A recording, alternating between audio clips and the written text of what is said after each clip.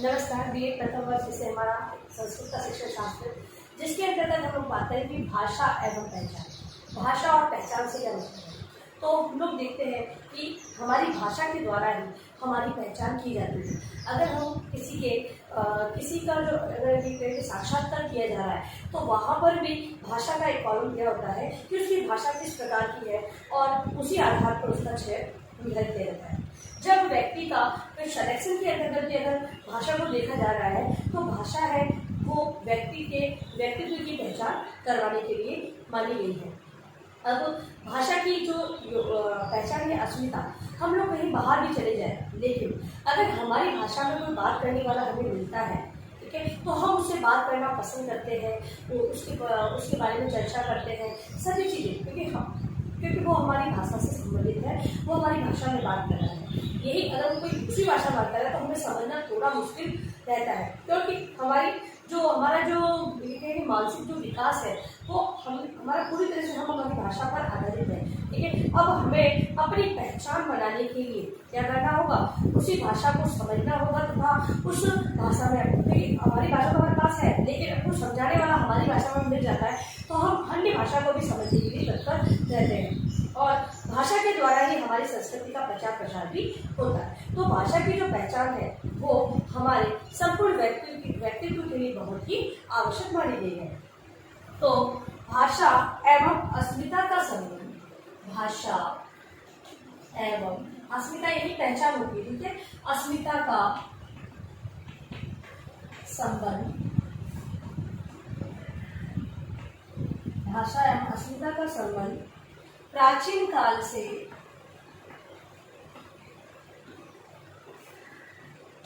वर्तमान समय तक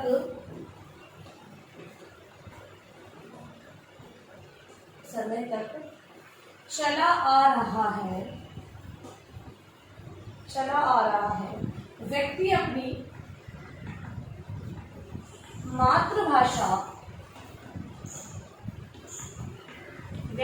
मातृभाषा का या देश भाषा को भूलना नहीं चाहते हैं, क्योंकि वो हमारी पहचान है, उसी से हमें पहचाना जा रहा है तो उस भाषा को किस प्रकार से बोला जाए, इसलिए वह अपनी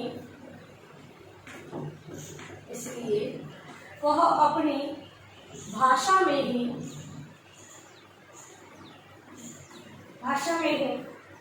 कार्य करना चाहते हैं।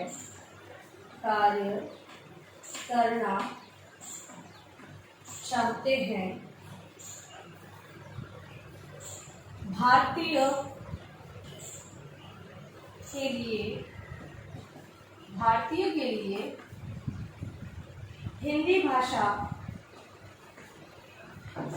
की उन्नति, चूंकि संस्कृत हमारी वेदों की भाषा है तथा हमारी प्राचीन भाषा है, लेकिन मातृभाषा या फिर बोलचाल की भाषा के रूप में अभी तक हमने इसे स्वीकार नहीं किया है, लेकिन राष्ट्रीय भाषा के रूप में हम हिंदी भाषा की उन्नति का होना उनकी अस्मिता का उत्थान होता है। मतलब कि हिंदी भाषा की जब उन्नति होगी तो व्यक्ति की पहचान या उसका उत्थान भी उसी के आधार पर होगा। अस्मिता का सही स्वरूप जानने के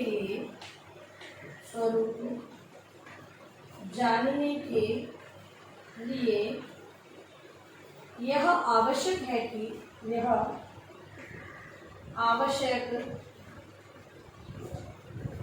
कि उसके सकारात्मक पक्षों पर भी ध्यान देना चाहिए। कहने का मतलब ये है कि अगर हम अपनी जो भाषा है हमारी जो पहचान है उसको आगे बढ़ाना चाहते हैं, उसको उन्नति के रूप में देखना चाहते हैं, उससे हमारा उत्थान होगा, तो हमें क्या करना होगा, उसके सकारात्मक पक्षों को भी ध्यान रखना होगा। यदि हम सकारात्मक पक्षों की ओर ध्यान नहीं देंगे तो हमारी भाषा है वो पीछे चली जाएगी। मतलब ये कहें कि कोई दूसरी भाषा का प्रभाव उस पर हो जाएगा और जो हमारी भाषा से हमारी पहचान बनी है वो धीरे धीरे खत्म होती चली जाएगी। तो सकारात्मक पक्षों को हम लोग यहाँ पे देखेंगे। भाषा एवं अस्मिता के सकारात्मक पक्ष कौन कौन से हैं? देखिए, पहला है स्वभाषा के प्रति सकारात्मक दृष्टिकोण।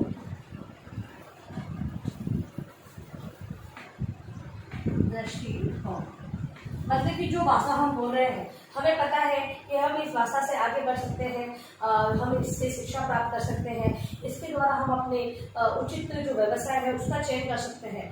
तो हमें क्या करना होगा कि हमारी भाषा के प्रति सकारात्मक दृष्टिकोण। ऐसा नहीं कि हमें जहाँ जरूरत महसूस हुई हमें किसी दूसरी भाषा में उस कार्य को बोले, नहीं, अपनी भाषा में ही समझकर आगे बढ़ना चाहिए, तभी उसका सकारात्मक दृष्टिकोण मान जाएगा। तो अपनी भाषा के प्रति सकारात्मक सोच रखना। कोई भी अगर भाषा है कोई सीख रहा है तो अपनी भाषा को और आकर्षित करना तथा उन्हें मोटिवेट करना कि आप इस भाषा को सीखें, जो भी है किसी भी प्रकार से पॉजिटिव फीडबैक उन्हें देना। अगला है अन्य भाषा के प्रति सकारात्मक दृष्टिकोण। अन्य भाषा के प्रति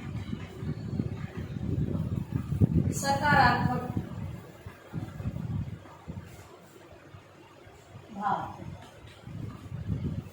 अगली बात यह है कि कोई दूसरी भाषा भी है, क्योंकि हमें अपना विषय वस्तु को समझने के लिए हो सकता है किसी और भाषा का सहारा भी लेना पड़े। तो हम तो अध्यापक की अगर बात करें तो अध्यापक को पूरी ध्यान रखना जरूरी है कि किसी अन्य भाषा को सहारा लेते हुए भी हम अपनी भाषा के प्रति हमारी समझ विकसित कर सकते हैं। तो अन्य भाषाओं को भी आदर एवं सम्मान के रूप में देखना चाहिए। फिर है भाषाई विवाद में प्रमुखता।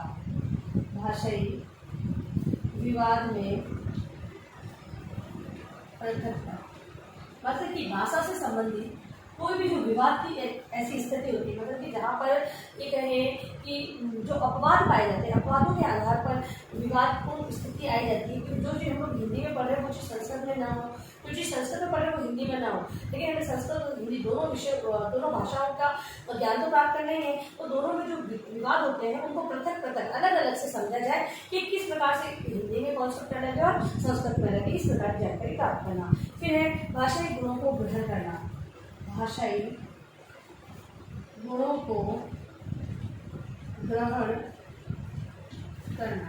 भाषा से संबंधित जो विशेष गुण हैं उन्हें एक व्यक्ति जब ग्रहण करता है तो अपने अंतर्गत भी वो भाषाई गुणों का विकास हो जाता है। इसलिए तो भाषा से संबंधित जो विशेष गुण है भी हम देखते हैं कि भाषा के अंदर बहुत ही शिष्टाचार या नैतिकतापूर्ण ऐसी बातें होती है जिनको समझकर एक व्यक्ति है वो अपने आप को प्रेजेंट कर सकता है। तो इस हेतु क्या करना है, भाषा के जो गुण है उनको अपने अंदर समाहित करना। फिर भाषा का व्यापक उपयोग।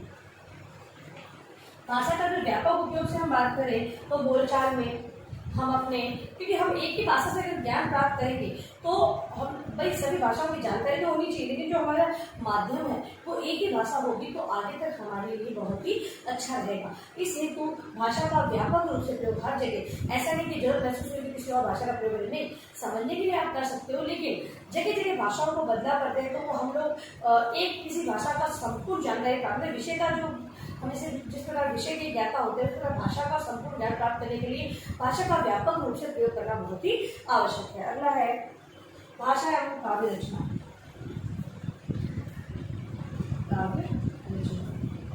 हम लोग देखते हैं कि बालकों के अंतर्गत भाषा के कौशल का विकास लिखित या मौखिक रूप से किया जाता है। कुछ बच्चे होते हैं जिनमें सृजनात्मकता होती है, वो मौखिक और लिखित रूप में दोनों रूप में अपने आप को प्रेजेंट करते हैं। मतलब कि जहाँ पर अगर भाषण देने की बात हो तो बहुत अच्छे तरीके से किसी टॉपिक को भाषण दे देते हैं, कहीं पर लिखने की बात की गई हो तो वहाँ पर अच्छी तरीके से रूपरेखा बनाते हुए अपना प्रेजेंट करते हैं। तो ये सारी चीजें होती है। तो भाषा के अंतर्गत वो बालक, ऐसे बालक विभिन्न प्रकार के काव्यों की रचना की। प्राचीन काव्य तो रचित है, लेकिन अगर आगे इस परंपरा को नहीं बढ़ाएंगे, इसका विकास नहीं होगा, तो हमें नवीन जो आधुनिक रचना है वो देखने को नहीं मिलेगी। तो भाषा एवं काव्य रचना को भी आगे बढ़ाना चाहिए। सकारात्मक रूप से देखें तो काव्य को आगे बढ़ाते रहना चाहिए। अगला है भाषा एवं साहित्य रचना। भाषा एवं साहित्य रचना, हम लोग देखते हैं कि हमारी जो भाषा है, संस्कृत भाषा की बात करें तो सृजनात्मक लेखन क्लब बनाया जाता है। क्यों बनाया जाता है? कि बालक है वो साहित्य से संबंधित जो रचनाएं हैं जो प्राचीन समय में लिखी गई है, वर्तमान में भी ऐसी रचनाओं का समावेश हो करे। मतलब कि जब ऐसे कॉम्पिटिशन करवाए जाते हैं, तो जैसे कि अभी जैसे स्वच्छता अभियान ज़्यादा चल रहा था, तो उस पर आधारित ऐसी प्रतियोगिताएं करवाई, कविताएं लिखी गई, उस पर आधारित जो ये कह रहे हैं कि एक लेख लिखा गया, तो ये सारी चीजें कौन लिखेगा? तो ये सारी चीजें हम लोग बालकों को जो मोटिवेट करेंगे तभी वो आगे बढ़ते रहेंगे। और इसी हेतु सृजनात्मक लेखन क्लब की स्थापना की गई है कि समय समय पर बालकों को प्रोत्साहन के आधार पर इन रचनाओं के लिए प्रोत्साहित किया जाए, जिससे कि बालक है वो साहित्य के प्रति उनकी रुचि उत्पन्न हो और साहित्य लेखन का वो कार्य करने लग जाए। फिर है भाषा की प्रतिष्ठा में वृद्धि। भाषा की प्रतिष्ठा में वृद्धि। भाषा की प्रतिष्ठा में अगर वृद्धि करनी है तो समय समय पर भाषा से संबंधित प्रतियोगिता का आयोजन करवाना होगा, बालकों को प्रोत्साहित करना होगा, जिससे कि वो भाषा के प्रति सजग हो और भाषा के मान सम्मान तथा उसे आगे बढ़ाने, उसके विकास को आगे बढ़ाने में तत्पर रहे। अगला है भाषा की उपयोगिता सिद्ध करना। भाषा की उपयोगिता सिद्ध करना। अब जब बालक है वो भाषा के प्रति सजग हो जाएंगे, उस संबंधित रचनाओं को लिखने लगेंगे, ठीक है, तो भाषा की क्या उपयोगिता है? हम लोग देख रहे हैं कि हम लोग अगर एक से अधिक भाषाओं का ज्ञान प्राप्त करते हैं तो जो चीज़ हमें हिंदी में नहीं समझ में आई वो अंग्रेजी में हम लोग समझ लेते हैं, जो अंग्रेजी में समझ में नहीं है वो हिंदी में समझ लेते हैं। कहीं कहीं पर होता ऐसा है कि हम लोग संस्कृत जो एक जटिल भाषा है ना, तो उसको भी हम लोग किसी हिंदी भाषा के माध्यम से उसे समझ लेते हैं। तो ये भाषा की उपयोगिता किस प्रकार है?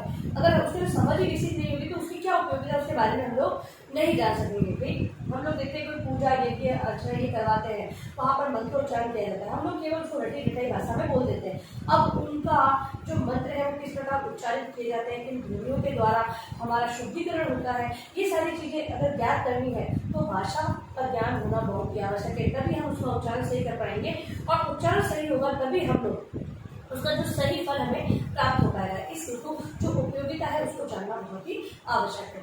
लास्ट है स्वभाषा प्रयोग।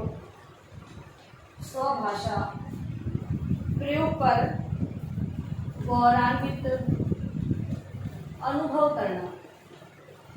और लास्ट है कि अपनी भाषा का प्रयोग करने में हमें किसी भी प्रकार की हिचकिचाहट नहीं होनी चाहिए। हम हमारी जो भाषा है जिसका हम प्रयोग करते हैं उसका हर जगह प्रयोग करें, व्यापक रूप से प्रयोग कर रहे हैं, लेकिन व्यापक रूप से प्रयोग करते वक्त हमारे अंदर कोई भी शर्मिंदगी महसूस न हो। हम हमारी भाषा का प्रयोग कर रहे हैं तो हम एक बार निडर होकर पूर्ण आत्मविश्वास से उसका प्रयोग करें, जिससे कि हमें हर जगह हमारी भाषा का प्रयोग करेंगे और उसको गौरवान्वित करने का प्रयास हम लोग करेंगे, मतलब कि अपने आप को गौरवान्वित अनुभव करते हुए उस भाषा का प्रयोग करें। ठीक है, अब देखिए अपना नया कार्य प्रश्न आप